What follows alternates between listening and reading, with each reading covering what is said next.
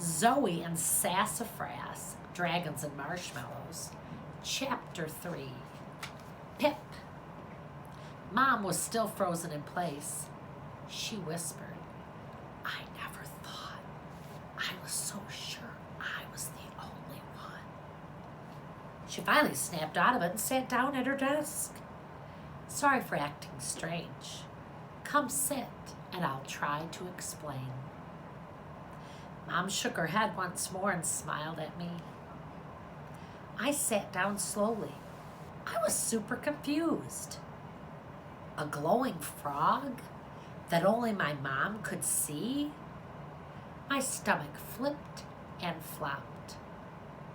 I picked up Sassafras and gave him a squeeze. He settled into my lap and purred, which calmed me down a little. I seriously hoped that all this would start making sense soon. Remember how this used to be Grandma and Grandpa's house? I nodded slowly and kept petting Sassafras as my heart thumped loudly. When I was your age, I also spent hours wandering in the forest. One day, I was tossing rocks into the stream when I saw something shimmer in the sunlight. The purple frog, I guessed? Mom nodded. His bright purple skin was covered head to toe with neon orange spots. I'd never seen anything like it. I was sure I'd discovered a new species. I nodded again. I love frogs, and I'd never seen a frog that looked like that. The poor thing was crumpled on the ground, barely breathing. I knew it must be very sick or hurt. I had to help it. I carefully scooped it up and held it close. I found an old empty fish tank in our barn and got to work figuring out what was wrong. Books helped a little, but I needed to run some simple experiments too.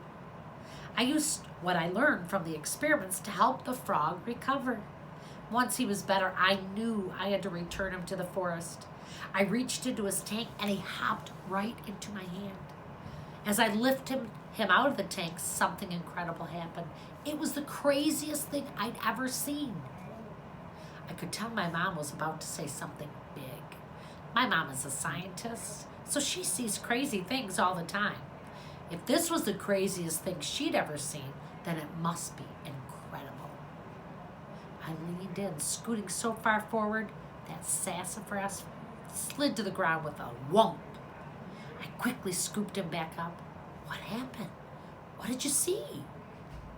The frog looked me in the eye, smiled, and said, "Thank you." I clapped my hand over my mouth. What was going on? Was my mom playing a joke on me? She seemed pretty serious, but a talking frog? Really? It just couldn't be. I was so shocked, my mom continued. I almost tossed the poor frog into the air. Whoa, he said. Steady there, little girl. Don't be afraid. My name is Pip, and I'm so grateful for all of your help. Here I had to interrupt. But Mom, this is crazy. Frogs can't talk. Mom patted my knee. That's what I thought at first too. But the frog kept on talking. I wasn't dreaming. I wasn't imagining things. There really was a frog named Pip talking to me. My hands shook so much that I set Pip on a table for his own safety. He told me he'd been out past dark, looking for something he'd dropped during the day. An owl attacked him.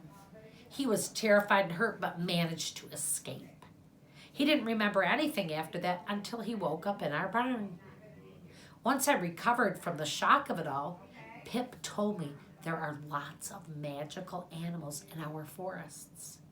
Humans can't usually see them. He asked if I'd help others like him who were hurt or sick. I agreed, of course. Pip spread the word about me and the barn after he left. And I've been helping the magical animals of our forest ever since. A big smile spread across my face.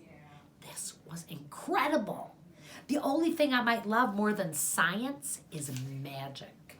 And my mom was telling me there was magic right here in our own backyard.